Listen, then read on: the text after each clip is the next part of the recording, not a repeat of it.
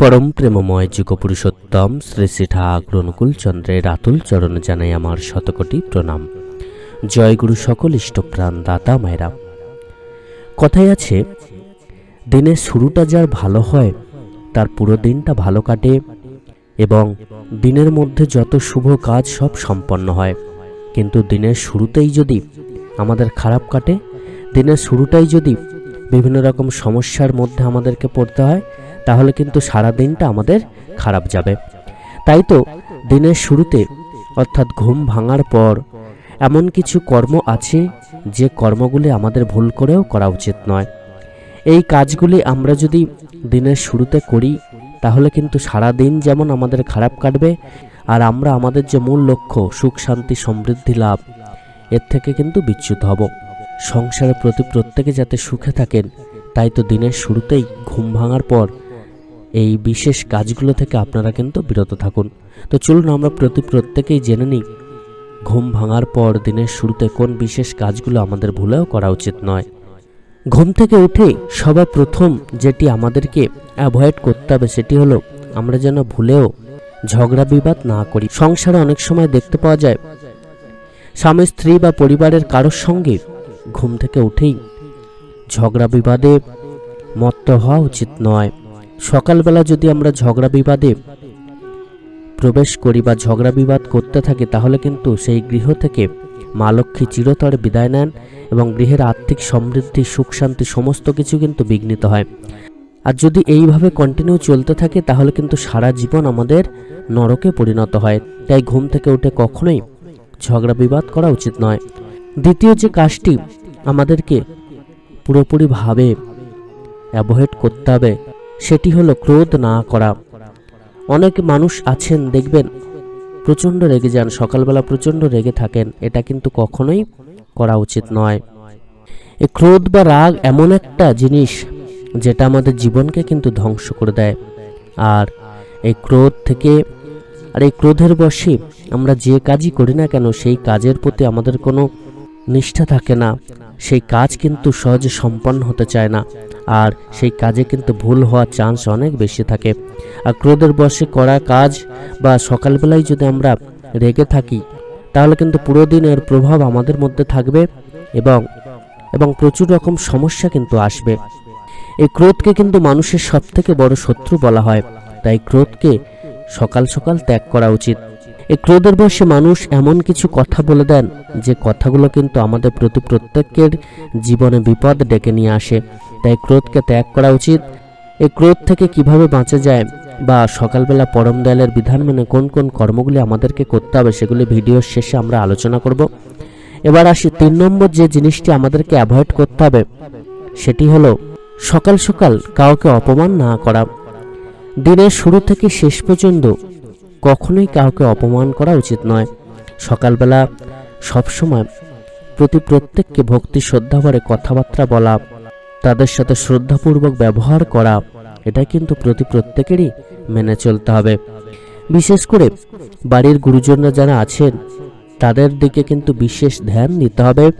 বা পরিবারের অনেক সময় দেখবেন অনেক রকম সমস্যা বা ঝগড়া বিবাদ সৃষ্টি হয়, তার ফলে অনেকে অনেক অপমানজনক কথা বলে থাকেন। এর মধ্য দিয়ে কিন্তু দুজনের মধ্যে সম্পর্ক নষ্ট হয় আর এর মধ্য দিয়ে কিন্তু অনেক বড় ক্ষতি আমাদের জীবনে নেমে আসে। তাই তো আমাদেরকে সাবধান থাকতে হবে এবং কখনোই কাউকে অপমান করব না এই সংকল্প নিয়ে আমাদেরকে এগিয়ে চলতে হবে। যারা অনেক বেলা পর্যন্ত ঘুমান এটা কিন্তু প্রত্যেকের জন্য খুবই খারাপ জিনিস। এই অভ্যাসটা কিন্তু আমাদেরকে ত্যাগ করতে হবে। সকালবেলা বেলা পর্যন্ত না ঘুমিয়ে শাস্ত্র অনুসারে সকালবেলা ব্রহ্ম মুহূর্তে ঘুম থেকে উঠতে হবে। এর মধ্য দিয়ে আমাদের জীবন কিন্তু সুখ সমৃদ্ধিতে ভরে উঠবে। এই ব্রহ্ম মুহূর্তে ঘুম থেকে উঠলে একদিকে যেমন ভগবানের আশীর্বাদ লাভ সম্ভব হয় ঠিক তেমনভাবে কিন্তু আমাদের শরীর স্বাস্থ্য ভালো থাকে, এটা শরীরের জন্য অত্যন্ত মঙ্গল। আর যারা অনেক দেরি পর্যন্ত ঘুমান তাদের বিভিন্ন রকম সমস্যা কিন্তু সবসময় লেগে থাকে। এটা শাস্ত্রের বিধান এবং বর্তমানের ডক্টরগণও কিন্তু এই বিধানই দিচ্ছেন। তাই সব সময় চেষ্টা করতে হবে ব্রহ্ম মুহূর্তে ঘুম থেকে ওঠার। যত আমরা দেরি করে ঘুম থেকে উঠব বা বিছানা ছাড়ব ততই কিন্তু বিভিন্ন রকম রোগ সমস্যা জ্বালা যন্ত্রণার সৃষ্টি হবে এবং আমরা আমাদের জীবনকে নরক যন্ত্রণায় পরিণত করব। এটা শুধুমাত্র আমাদের শরীরকে যেমন নষ্ট করে, ঠিক তেমনভাবে সারাদিনটা কিন্তু অলসতার মধ্য দিয়ে কাটায় এবং সারাদিন কাজের গতি কোনো থাকে না, কাজের ইচ্ছা থাকে না, যার ফলে সংসারে বিভিন্ন রকম অশান্তিরও সৃষ্টি হয়। আর আমাদের মানসিক স্থিতিও কিন্তু ঠিক থাকে না। যারা যত বেশি বেলা করে ঘুমান তাদের দেখবেন তত বেশি অলসতা জীবনে থাকে এবং তারা বেশি অলস প্রকৃতির হন, যার মধ্যে দিয়ে তারা কাজকর্ম কিন্তু করতে চান না আর অশান্তির শিকার হন। আর শরীরের জৌলসও কিন্তু এই অতিরিক্ত ঘুমানোর ফলে কমে যায়। এছাড়া শরীরের বিভিন্ন রকম রোগেরও সমস্যা দেখতে পাওয়া যায়। তাই তো আমাদেরকে প্রত্যেকেরই চেষ্টা করতে হবে ব্রহ্ম মুহূর্তে ঘুম থেকে ওঠার। আরও একটি জিনিসকে আমাদেরকে অ্যাভয়েড করতে হবে, সকালবেলা ঘুম থেকে উঠে কখনোই কর্মটি করা উচিত নয়, সেটি হলো মিথ্যা কথা না বলা। আমরা কখনোই সকালবেলা ঘুম থেকে উঠে মিথ্যা কথা বলবো না।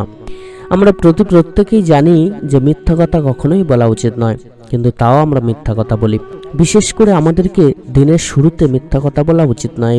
এই মিথ্যা দিয়ে যদি দিন শুরু হয় তাহলে সারা দিনটাই যে মিথ্যার মধ্য দিয়ে কাটবে সেটাই কিন্তু নিশ্চিত। তাই তো আমাদেরকে মিথ্যাকে ত্যাগ করতে হবে। দিনের শুরুতে আমরা কখনোই মিথ্যা বলবো না। এই মিথ্যাকে শাস্ত্রে পাপ হিসেবে ধরা হয়। বাড়ির বড়দেরকে কিন্তু বিশেষভাবে এই বিষয়ে লক্ষ্য রাখতে হবে। বাড়ির বড়দেরকে কিন্তু এই বিষয়ে বিশেষ লক্ষ্য দিতে হবে। বাড়ির বাচ্চাদের সামনে কিন্তু কখনোই মিথ্যা কথা বলা উচিত নয়। পিতামাতার বিশেষ নজরদারি কিন্তু এটাতে রাখতে হবে, বা বাচ্চাদের সামনে কখনোই ঝগড়া অশান্তি কোনোটাই কিন্তু করা উচিত নয়। পরম দয়াল যুগপুরুষোত্তম শ্রী শ্রী ঠাকুর অনুকূলচন্দ্র কিন্তু বারবার করে এই বিধান দিয়েছেন।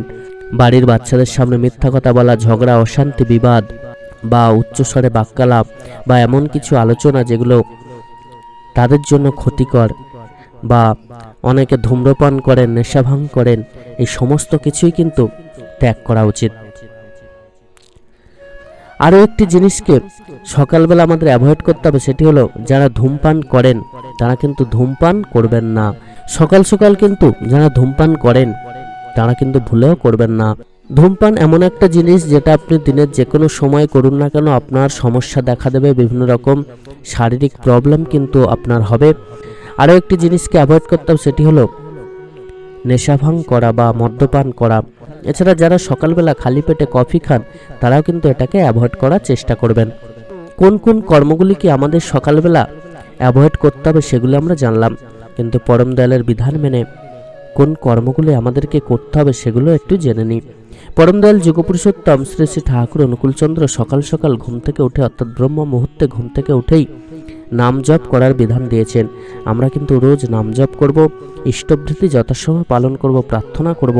এছাড়া তার নাম জপের মধ্য দিয়ে আমরা আমাদের কনসেন্ট্রেশন পাওয়ারকে বাড়াবো, স্পিরিচুয়াল পাওয়ারকে বাড়াতে থাকবো।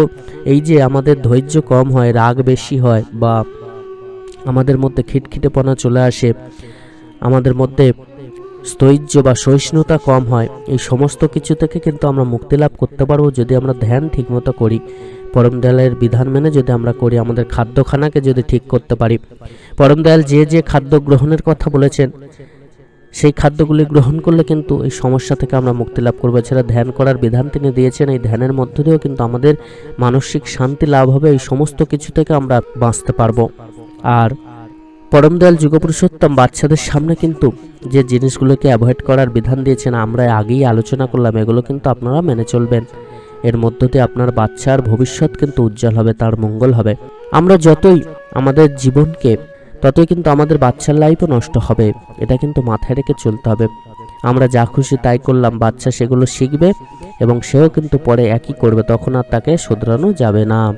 তাই তো বাবা মাকে আগে ঠিক করতে হবে কোন কর্ম করব, কোন কর্মগুলি বর্জন করব, আর কেমনভাবে বাচ্চাকে মানুষ করব বা তাকে কেমনভাবে আমরা দেখতে চাই, সেটা যখন আমরা ঠিক করতে পারবো তখনই আমরা ভালো কর্ম করব, ভালোভাবে থাকার চেষ্টা করব।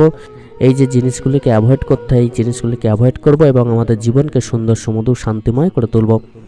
সকালবেলা মায়েদের বেশ কিছু কিন্তু কাজ থাকে যেগুলো প্রত্যেকটা মায়েদেরই করা উচিত, তো মানে সেগুলোকে হয়তো অ্যাভয়েড করতে থাকি, কিন্তু এই অ্যাভয়েড করে করে এমন পর্যায়ে আমরা চলে গেছি বা যাচ্ছি যার দরুন এক সময় এমন হবে যে পুরো ব্লাস্ট করবে। এমন কিছু কিছু কাজ থাকে যেগুলো কিন্তু প্রত্যেকেরই করতে হবে। সকালে দেখবেন যে ঘর পরিষ্কার পরিচ্ছন্ন থাকে মায়েরা সদাচারী ব্রত পালন করে চলেন, যে মায়েরা গৃহকে মন্দির করে তুলতে পারেন, যে মায়েরা গৃহকে ভালোবেসে সেই গৃহের মঙ্গল কামনায় সমস্ত কর্মগুলি করতে থাকেন, সেই গৃহ কিন্তু স্বর্গসম হতে থাকে, নচেত হয় না। সকল ইষ্টপ্রাণ দাদা মায়েরা প্রত্যেকে খুব ভালো থাকবেন। পরমদয়াল আপনাদের প্রত্যেকের মঙ্গল করুন। জয় গুরু, বন্দে পুরুষোত্তম।